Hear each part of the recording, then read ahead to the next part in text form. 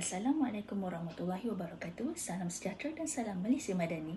Saya Nur Fariha binti Jailani daripada Jabatan Meteorologi Malaysia di bawah Kementerian Sumber Asli dan Kelestarian Alam akan menyampaikan satu resensi novel yang bertajuk Mandatory. Mandatory ini adalah satu karya terbitan Alaf 21 yang ditulis oleh Ramli Awang Mursyid. Novel ini cetakan pertamanya pada tahun 2000 dan buku saya ini adalah cetakan yang ke-6 tahun 2008. Sebanyak muka surat untuk buku ini adalah sebanyak 505 muka surat. Okey. Permulaan cerita ini adalah tragis di mana berlakunya satu kejadian salah hukum di mana seorang pemandu peribadi kepada Datuk Johari telah dijatuhkan hukuman mati mandatory kerana atas dakwaan telah memiliki dadah sebanyak 2000 gram di dalam bonet kereta tuannya itu sendiri. Walau bagaimanapun sebenarnya dadah itu adalah milik kongcu-kongcu Datuk Johari. Tasan telah meninggal dunia dan telah meninggalkan seorang balu bernama Bupia dan 2 orang anak iaitu Amran dan juga Nurima.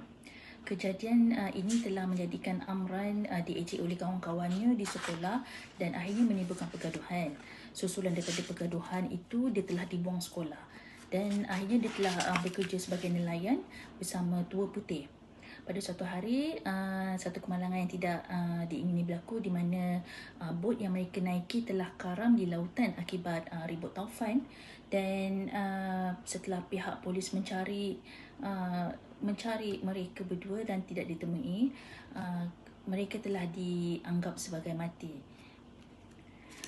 Dan di sini adalah bermula ceritanya Amran.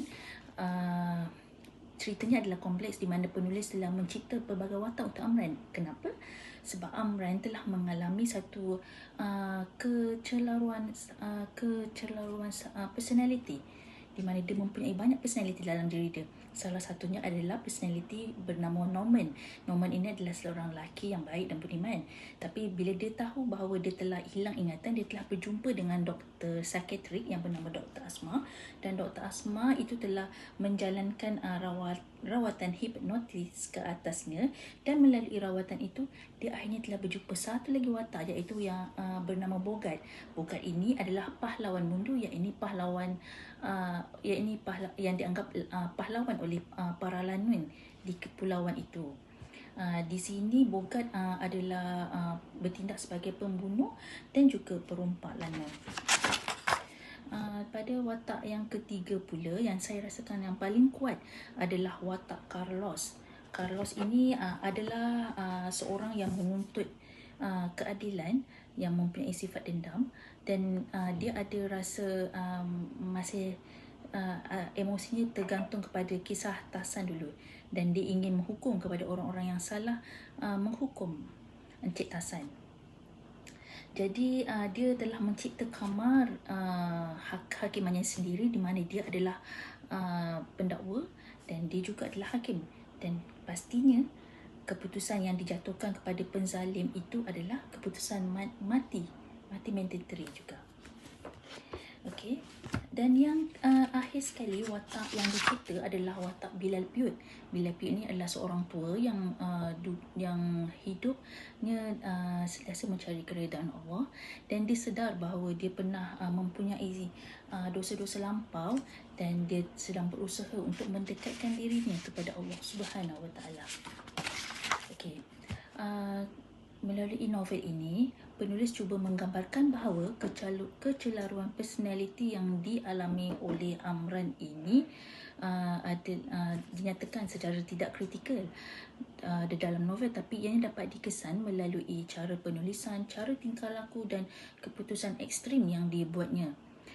Watak tersebut adalah kompleks dan ianya dibentuk daripada trauma yang lampau, tekanan hidup dan gangguan emosi yang tidak stabil. Hal ini telah menggambarkan Amran ini memiliki emosi dan tingkah laku yang ketara, dan dia mempunyai salah satu sisinya dia bertindak macam dendam, trauma dan kebencian terhadap masa lalu dia sendiri.